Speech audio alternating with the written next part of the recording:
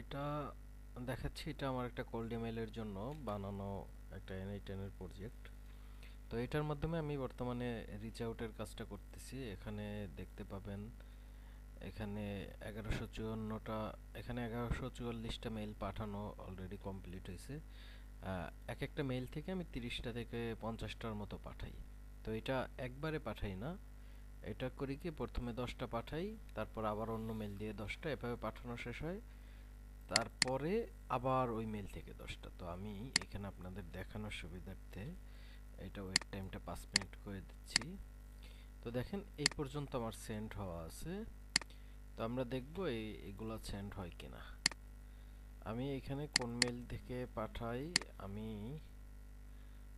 এই মেলটা থেকে পাঠাই।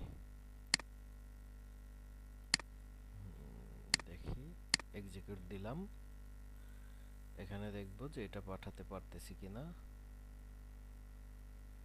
এটা পাঠানো কমপ্লিট। আচ্ছা, আমরা মেইল চেক করি, চেক করে দেখি যে এটা কি পাঠাতে পারলো কিনা। এখানে মেইলটা অন করছি, আমরা সেন্ড গেলাম।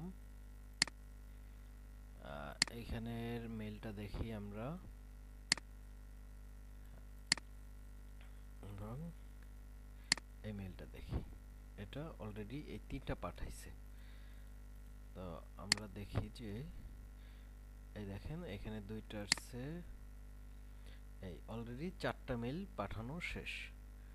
এবং এটা আমি আমার মেইল ইউজ করেও দেখতে পারি এটা ইনবক্স হয় কিনা। আমি আমার একটা মেইল ইউজ করি।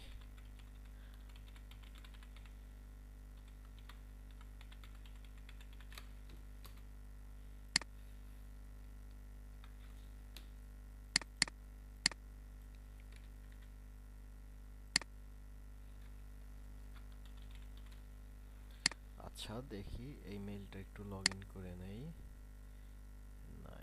এটা লগ ইন নেই, এর ভিতরে ওইগুলা পাঠানো শেষ হোক।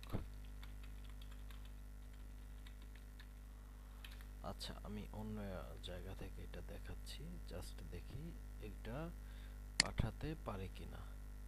এটা আসলে এক্সিকিউট দেওয়ার পরে এটা লিস্টিং করা, তো এই জন্য পাঠাতে পারেনি। আমি আবার এক্সিকিউট দিচ্ছি, এটা পাঠাবে।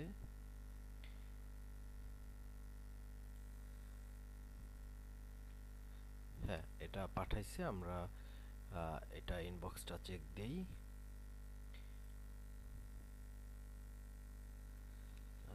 এটা দেখেন, এটা এখানে মেসেজ চলে আসছে এবং এটা ইনবক্স আসছে।